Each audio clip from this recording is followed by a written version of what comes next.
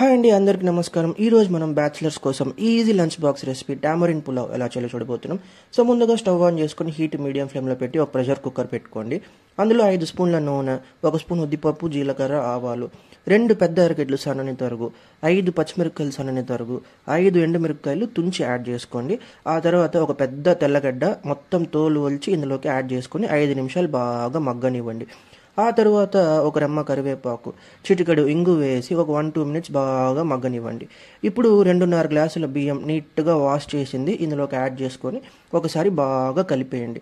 ఆ తర్వాత 2.5 గ్లాసుల బియ్యంకి నేను 4 గ్లాసులు చింతపండు నీళ్ళు యాడ్ చేస్తున్నా. ఆ తర్వాత 1 గ్లాస్ నార్మల్ నీళ్ళు యాడ్ చేసుకొని ఒకసారి బాగా కలిపేయండి. బాగా కలిపేసిన తర్వాత కొంచెం బగబగా వచ్చినప్పుడు కొద్దిగా కొత్తిమీర తరుగు, 1 స్పూన్ రాళ్ళు ఉప్పేసి ఇంకొకసారి బాగా కలిపేయండి.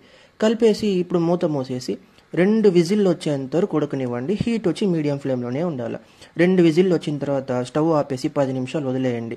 10 నిమిషాల తర్వాత ఓపెన్ చేసి చూసారంటే అద్భుతమైన టామరిన్ పులావ్ రెడీ.